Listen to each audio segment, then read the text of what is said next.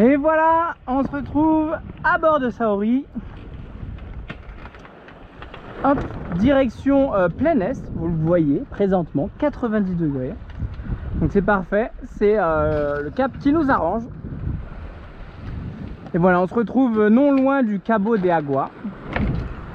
Toujours en direction on va aller vers Alicante ce soir. Alicante, je sais toujours pas. Je le saurai quand j'y serai.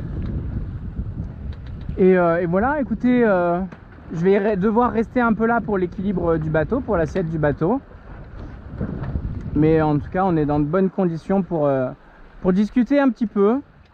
Aujourd'hui, je vais vous raconter mes visites. Je vais vous présenter un petit peu les visites que j'ai pu faire dans les musées de Carthagène. Carthagène, donc au sud-est de l'Espagne, dans le bassin méditerranéen, sur la côte, dans la région de Murcie. Murcia, j'imagine, ou Murcia, je sais pas. Mais Murcie en français, pour faire plus simple. Voilà, donc le premier musée que je vais vous présenter, c'est le musée subaquatique, qui a l'air très récent, assez moderne, et qui se trouve au niveau du port. Donc c'est vraiment au niveau du port, à l'entrée du port, il y a cet énorme musée, tout vitré, etc. Un bâtiment assez moderne. Moi je suis pas très fan des architectures modernes, parce que dans ces styles là, parce que je trouve que ça vieillit beaucoup plus vite qu'une bâtisse un peu plus vétuste, un peu plus pas vétuste, mais un petit peu plus voilà, comment on appelle, pas traditionnel, mais voilà, un truc qui est un monument historique, quoi. Monument historique qui a un petit peu plus de gueule, et surtout qui garde sa splendeur d'année en année et d'air en air, si vous préférez. Voilà, mais en tout cas, bon, il est quand même esthétiquement design, on va dire. Ce qui est très très peu important au final. Vous rentrez, déjà, il faut savoir que c'est 3 € l'entrée.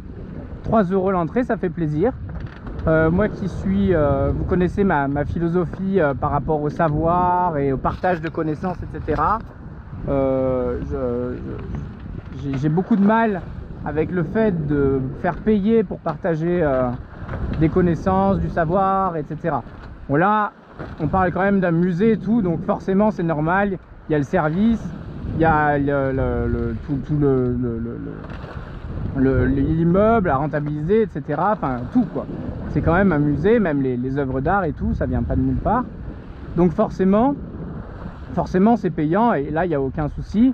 En plus de ça, c'est 3 €, donc c'est très accessible. Ça permet vraiment d'y aller en coup de vent, et c'est pas un truc où il faut réserver non plus son après-midi, 10 € par personne ou 15 € par personne, 6 heures de visite, etc. C'est pas du tout cette ambiance là. C'est moi j'ai quand même pris mon temps, parce que étant intéressé directement, étant marin, donc forcément un peu plus curieux et attentif à certains détails qui vont pas parler forcément au grand public. Et encore, hein, le musée est très bien fait, très bien compréhensible, etc. Mais forcément, quand vous avez un peu ce truc là, bon, bah, il y a des choses, des cartes, des trucs, des sites sur lesquels vous, à part si vous êtes mordu d'histoire, mais sur lesquels vous vous attardez un petit peu plus. Mais bon, ça m'a pris quoi, peut-être 2 heures, un truc comme ça. 2 heures en prenant mon temps, et peut-être moins.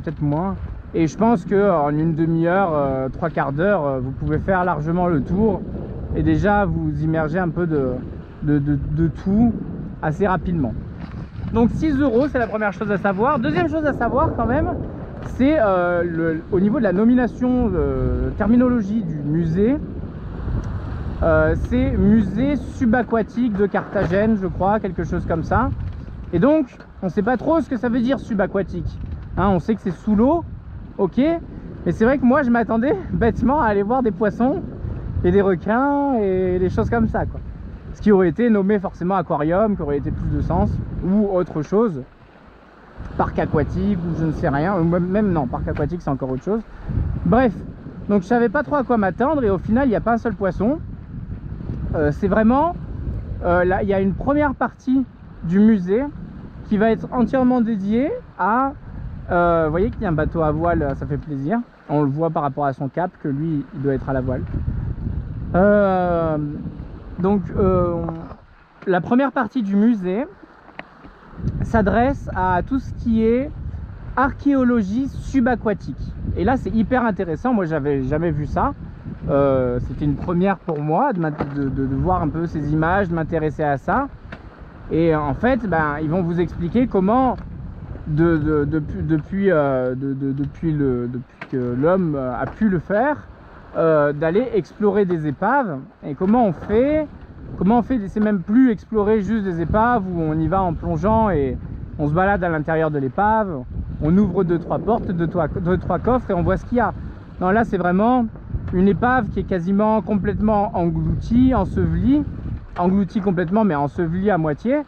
Et du coup il va falloir un petit peu faire de l'archéologie, de la vraie archéologie, de fouiller un petit peu là-dedans pour en déterrer et sortir de là des amphores, des trésors, des pièces, des choses, un peu de tout quoi, des objets qui servaient aux navigations pour essayer de comprendre à l'époque, peut-être pour essayer de trouver un peu de la richesse, mais également aujourd'hui c'est surtout pour essayer de mieux comprendre, d'appréhender comment était, mieux comprendre comment était le trafic maritime, etc. de l'époque et tout. Donc c'est toujours une vraie richesse enfouie sous l'eau et ça peut être intéressant. Donc on voit comment ils faisaient à l'époque. Donc il y a des petites représentations. Une autre chose aussi avant de parler de tout ça, Saori,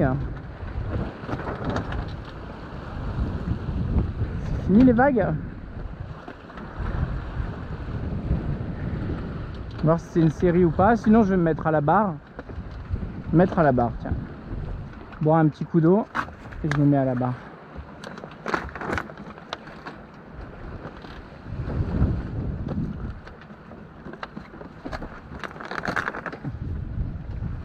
Ok, donc une autre chose importante aussi au niveau du musée, il est que en espagnol et en anglais.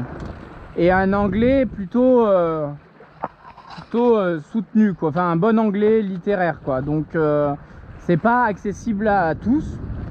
Moi j'ai compris ce que j'ai lu, mais c'est pas facile parce que ça parle de choses historiques, etc. Donc en plus de ça, si vous n'avez pas les références des anciens peuples, des anciens trucs, etc., les noms des anciens bateaux, enfin tout ça forcément c'est compliqué. Moi ne parlant très peu espagnol, après il y a de l'espagnol, donc si vous parlez espagnol il n'y a aucun souci. Vous voyez la virée de bord, c'est beau, presque envie de l'applaudir. C'est le premier je crois, depuis un mois. C'était juste pour me faire mentir, et tant mieux, je suis très content de ça.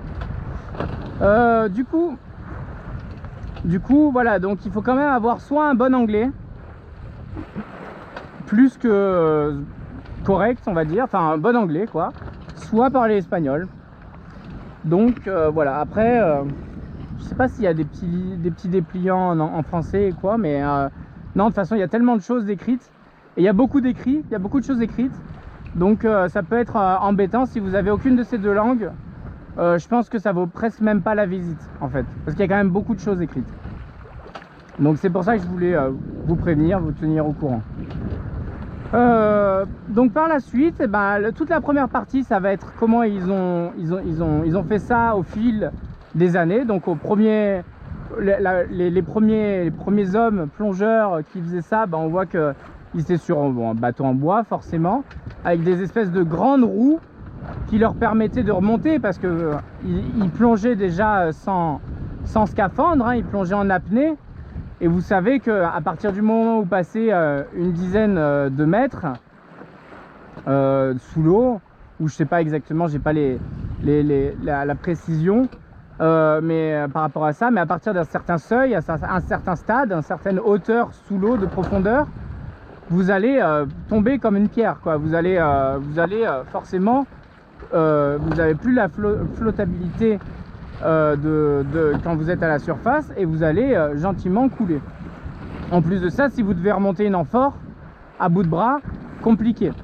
Donc ils avaient ces grands cordages qui remontaient un petit peu comme une roue quoi, une grande roue, et ils utilisaient ces cordages là, ils allaient ficeler une amphore par exemple, ou quelque chose qui leur était utile, et ils remontaient avec, et vu qu'ils étaient en apnée, il n'y avait pas de palier de décompression, etc. Donc il n'y a pas de souci par rapport à ça. Est-ce qu'on va passer? Je pense que oui, hein.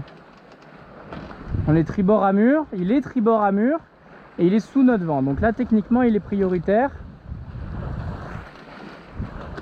Et lui là-bas il est carrément bâbord à mur. Et il peut pas l'offer, il peut pas l'offer. Et nous on peut pas empanner parce qu'on a la retenue de baume. Donc là il faut voir le gisement, s'il reste constant ou pas. Donc on voit que... Est-ce que je peux... Après je peux abattre, hein, ouais. Je peux abattre avant l'empannage, j'ai un peu de marge. Voilà, on n'est pas loin de l'empannage. On peut pas faire mieux que ça. On va rester comme ça, là, on a quasiment arrêté notre vitesse.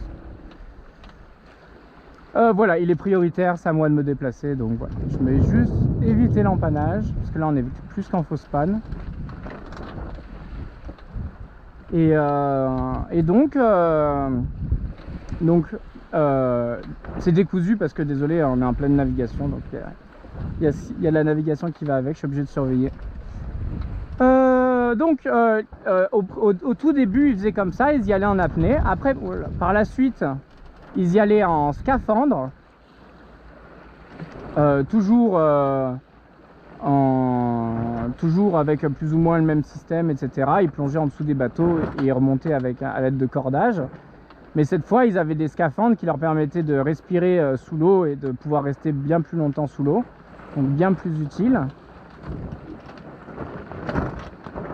Et par la suite, et ben aujourd'hui, époque moderne, on a donc des machines, etc. Et on voit que au fond de l'eau, ils vont pouvoir enlever toute la vase. Ils ont un gros système de tuyaux, un tuyau à l'horizontale qui pose au fond de l'eau avec un système de pompe qui fait que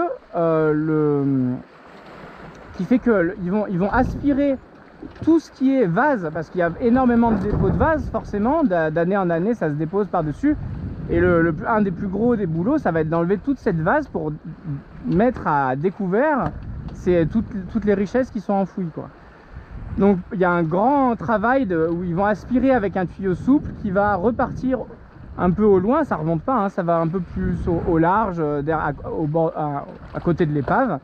Et aujourd'hui c'est comme ça qu'ils font. Voilà, ils expliquent aussi que de temps en temps ils peuvent, quand ils n'y ont pas accès directement et tout, parce qu'ils peuvent pas s'en occuper de suite, mais qu'ils découvrent quelque chose qui pourrait être amené à être abîmé par du passage, etc. Je vais relofer un tout petit peu. Ils vont couvrir avec des plaques en métal, etc. Ils vont tout couvrir pour qu'il y ait le moins de mouvement possible, pour protéger au mieux, tout numéroter. Et par la suite, quand ils auront que ce soit les moyens, le temps, la disponibilité ou je ne sais quoi, ou la possibilité le temps de faire un arrêté peut-être pour protéger cette zone pour pas qu'il y ait de passage, et ben ils vont recouvrir tout ça, et par la suite ils vont le redécouvrir pour y avoir accès. Donc c'est assez intéressant, il y a pas mal d'images. Alors c'est un musée moderne, alors moi j'aime pas trop les musées modernes parce qu'il y a toujours des trucs interactifs qui marchent pas, qui sont hors service, etc. C'est toujours un peu le problème de ces musées modernes. Ils essayent de faire des trucs ludiques et au final c'est pas forcément c'est jamais très sympa, quoi. À part s'il y a un truc qui est sympa, c'est les petits bateaux à voile dans la piscine là, intérieure à la Cité de la Voile. Voilà, rien à voir. Mais la Cité de la Voile à Lorient, pour le coup, c'est un musée pareil, moderne, où ils essayent, et encore, il y a quand même beaucoup de pièces traditionnelles, mais il y a une petite partie un petit peu moderne, ludique, qui est très appréciable. Voilà, revenons, on s'égare déjà assez, donc revenons à notre musée. Par la suite, on va avoir une deuxième partie qui est complètement dédiée au trafic, au commerce maritime et aux lignes maritimes historiques dans le bassin méditerranéen. Donc on va voir justement les Phéniciens, les Puniques, après tout ce qui est à la grandeur de Venise, de Scie, les premières D'abord, ça venait, il y avait beaucoup de trafic aussi entre Carthage, la Sicile, Cadix aussi, qui est où on y est passé avant de passer Gibraltar. On y était, hein, quand on était à Chipiona, c'était juste à côté de Cadix. Voilà, des endroits, des ports historiques, antiques, dans lesquels étaient, où on transportait le marbre, on transportait le cuivre, on transportait de la vaisselle précieuse, de la porcelaine, des choses comme ça.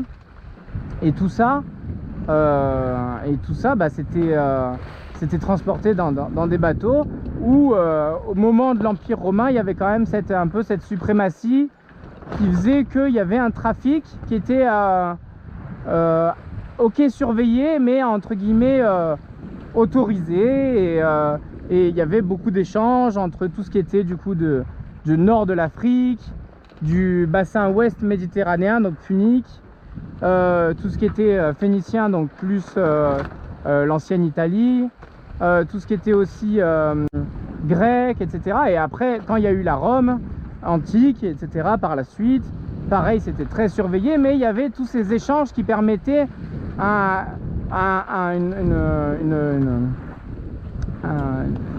comment, je sais pas le mot, mais qui permettait à tout le monde de grandir et bien sûr il devait y avoir forcément des taxes, des choses comme ça, mais en tout cas ça a permis à tout le monde, ces échanges là, qui a permis la grandeur de toutes ces villes, voilà, qui ont toutes fini romaines à un moment ou à un autre, hein, de toute façon. Donc voilà, et puis par la suite, qu'est-ce qui a le déclin de tout ça, ça a été en partie les Vikings, qui ont du coup un petit peu foutu le boxon là-dedans, hein, qui ont quand même dans le déclin de Rome, forcément ils ont eu plus de difficultés à surveiller c'est pas mal ça, si il est bâbord à mur et il fait ce cap là, donc ça veut dire que nous il faut qu'on continue encore un petit peu et on pourra passer la pointe, parce que là il va devoir empanner, je pense, sinon il va toucher la côte. Donc voilà, mais c'est pas mal, ça veut dire qu'on va pouvoir faire un bon cap une fois qu'on aura empanné. Voilà le déclin de tout ça, avec au début les Vikings, après j'imagine qu'il y aura l'Empire ottoman, etc., etc. C'est un peu décousu, enfin c'est pas que c'est décousu, c'est peut-être imprécis sur certaines choses. J'espère que j'ai pas dit trop d'erreurs. Moi c'est traduit de l'anglais, donc forcément et puis je découvrais un peu tout, donc forcément veuillez pardonner s'il y a quelques imprécisions, mais dans l'ensemble c'est quand même assez correct, hein, je pense, que je vous donne. Et donc voilà, on voit des anciennes carènes de bateaux avec comment ils installaient les amphores à l'intérieur des bateaux, comment ils lestaient le fond avec des cailloux, après avec les tonneaux, après au-dessus avec les amphores, calé au milieu des amphores ils mettaient la vaisselle dans des boîtes en bois, après au-dessus il y avait les vivres, après au-dessus il y avait les animaux, etc., et tout. Donc c'est quand même voilà, assez intéressant. Donc au final voilà, c'est beaucoup de l'archéologie subaquatique pour la première partie, qui a été pour moi une première, et après le trafic méditerranéen, que au final je m'étais intéressé beaucoup au trafic, aux vieux bateaux, au commerce, etc., même aux bateaux des découvertes, des Christophe Colomb, l'Hermione, des bateaux comme ça, mais je m'étais peu intéressé encore à ce qui se passait en Méditerranée au niveau de la mer. Et du coup ça m'a donné un premier aperçu qui était très, très intéressant, très enrichissant. Voilà, je regarde combien de temps ça fait. 19 minutes. 19 minutes, écoutez. Je pense que le deuxième il est quand même moins long, donc on va essayer de faire moins long. Le deuxième du coup qui se trouve au pied de la petite colline auquel on était allé, hein, vous vous rappelez, on avait un beau point de vue sur tout Carthagène, avec en bas on voyait les forums impériaux. Voilà, c'est un musée qui commence en musée et qui finit en balade dans les forums impériaux, et vous allez voir qu'il y a quand même des choses à dire. Je pense qu'on va quand même passer un petit peu de temps, parce que il est assez joli, il n'est pas non plus très fourni pour l'instant. Mais pourquoi? Et bien parce qu'il est tout récent. il est tout récent, ça a l'air d'être un truc, un site antique, historique, qui a l'air d'être vraiment... Enfin voilà, c'est comme Rome ou Athènes ou la Grèce où ces fouilles-là, elles sont découvertes depuis quand même des années, des années, des années. Là, ça a été découvert il y a 10 ans, quelque chose comme ça. Après les années 2000, c'est sûr, et voire même après les années 2010. Donc c'est un site qui est tout nouveau, qui est au milieu de la rue comme ça. Donc ils ont dû, j'imagine, casser les bâtiments qu'il y avait dessus, etc. Il y avait des bâtiments dessus à l'époque. J'ai parlé un petit peu après par la suite avec le gars à l'accueil, etc., qui était très gentil, un jeune et tout, plein de connaissances et tout. Donc on a un petit peu discuté et il me racontait, voilà, que c'était au final que c'était assez récent, et que à la base il y avait la ville dessus, quoi. Et donc la première partie, vous vous baladez, il y a forcément posé dans un musée, donc entre quatre murs, ce qu'ils ont réussi à retrouver, etc. Et il y a même des peintures, on reviendra là-dessus. Il y a même des fresques avec, il y a la fresque d'Apollon avec sa muse, ses deux muses. Alors la première, j'ai oublié son nom, mais la deuxième c'était Calliope. Donc il y avait la muse de la poésie lyrique, poésie épique, et l'autre muse, je sais plus de laquelle c'était, parce qu'il y en a plusieurs. Et donc vous voyez donc ça. En plus de ça, vous voyez encore d'autres choses. J'ai plus trop de souvenirs. Il y a des objets qui ont été retrouvés, un petit peu des trucs en... Il y avait un domino en os. Un domino en os, c'était très rigolo à voir. Vraiment, comme chez nous en plastique, sauf que c'était en os, gravé avec les petites taches de peinture en noir et tout. Et etc. Après, vous descendez. Et là, la première chose que vous voyez, c'est la curie, donc la curia en latin, qui est un espace quasiment obligatoire des forums, enfin des forums romains, puisque c'est là où le Sénat, ou en tout cas les élus, venaient voter, venaient discuter des problèmes du peuple, etc. Alors, c'est vraiment une curie. Pour le coup, c'est vraiment dédié à des personnes élues, quoi. C'était pas tout le monde qui venait, comme il y a d'autres endroits, j'ai plus le nom, où c'est des plus grandes arènes, et là tout le monde pouvait venir discuter des problèmes du peuple, les problèmes de la ville, etc. Là, c'est souvent plus petit, c'est très luxueux, il y a du marbre de toutes les couleurs par terre, etc. Il y a la statue de Auguste, je crois, qui est en plein milieu, qui trône au milieu. Et il y avait des sièges à l'époque de chaque côté, et là étaient discutées les lois et les problèmes de la ville. Et là, vous vous retrouvez sur il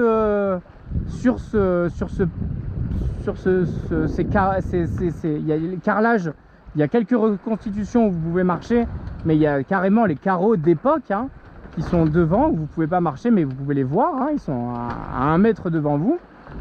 Et vous voyez ça, et c'est impressionnant de voir que là, sur ce carrelage, sur ce marbre à marcher, il y a 2000 ans, des hommes vêtus de toges et de sandales romaines qui venaient discuter des lois et tout, les premiers fondements d'une cité, quoi. Donc c'est assez impressionnant. Vous ressortez de là, après vous commencez à marcher. Il y a donc un forum classique avec les forums, c'est vraiment la place principale, la grande place principale, avec quelques magasins, des échoppes, avec une taverne qui faisait à boire, à manger, etc. Par la suite, vous continuez, il y a le sanctuaire d'Isis. Alors faut pas chercher, hein, c'est des Romains, et il y a Apollon et Isis, hein. Apollon qui est quand même un dieu olympien, du mont Olympe, qui est donc purement grec, et Isis qui est purement égyptienne. Donc bon, mais ils aimaient bien, hein, de toute façon les Romains, ils n'ont rien inventé en dieu, hein, ils ont tout volé à droite à gauche, ils ont juste changé un peu les noms. Mais donc bon, il n'y a pas un seul dieu romain, en tout cas. Vous n'allez pas voir de Jupiter, Minerve ou de choses comme ça, quoi. Non, non, c'était Apollon et Isis. Donc il y a un magnifique temple d'Isis qui est là et fait pour... bon, il reste que les embases des colonnes, etc. Mais quand même, hein, c'est quand même, on arrive à s'y faire, quoi. À partir du moment où les murets font plus d'1 mètre, 1,50 m, et que c'est pas juste des cailloux tombés à terre, des colonnes déposées, explosées à terre, comme on peut en voir dans certains sites archéologiques. Là, dès que vous avez un peu vous comprenez un peu la taille d'une pièce à l'époque et tout, c'est quand même assez impressionnant, quoi. Donc vous avez ça, et après vous rentrez, et là ça commence. Vous avez des thermes incroyables avec des bains froids, bains chauds, bains tièdes, piscine, etc. Avec tout le parcours à faire et tout, avec l'endroit où les esclaves chauffaient au bois en permanence pour que l'air circule parmi des petites circuits en briques, etc. pour que la chaleur circule bien à la bonne température, pour qu'au fond ça soit bien froid et que devant ça soit bien chaud et tout. Enfin, une ingénierie assez incroyable. Bon, là à mon avis ils en étaient à leur 150e terme, hein, quand ils ont fait cela, donc à mon avis ils avaient déjà les plans, mais c'est toujours assez impressionnant, quoi. En plus de ça, on voit moi ce qui m'a le plus impressionné, c'est qu'au milieu de tout ça, il y a donc le forum, le ci, le ça, et vous vous baladez, et il y a vers le temple d'Isis, vers les temples, vers les endroits où il y avait les offrandes et tout, vous voyez des murs avec des peintures belles, hein, mais vraiment belles, hein. C'est des bouts de mur, hein, c'est-à-dire que sur le mur il reste 5 à 10% du mur qui était une fresque, hein, en pierre avec peinte à la main, et on voit donc il y a un faux mur qui a été mis par dessus, et à l'endroit où ils ont retrouvé les petits carreaux, ils les remettent, etc. Ils essayent de recomposer le mur, quoi, si vous voulez, avec 10% de ce qu'ils ont. Voire même, il y en a des murs qui sont presque même entiers, hein. Tous ne sont pas recomposés. Et vous voyez donc de la peinture. Et c'est là où j'ai été halluciné, parce que je me suis rapproché, je regardais, et j'essayais de voir pourquoi ils avaient restauré ces petits bouts-là. Et ça m'avait l'air bizarre au niveau restauration. Et c'est pour ça qu'en ressortant, je suis allé demander au gars à l'accueil, et je lui ai dit, est-ce que les peintures, est-ce que c'est une folie même, et est-ce que vous allez me dire que les peintures sont des peintures d'origine? Il me dit oui, c'est bien des peintures d'origine. Elles ont été évidemment, disons, c'est pas restauré, c'est nettoyé, ça a été entretenu. Évidemment, ils ont mis des coups de pinceau, d'eau, avec des mélanges de je sais pas quoi, etc. pour décaper au mieux.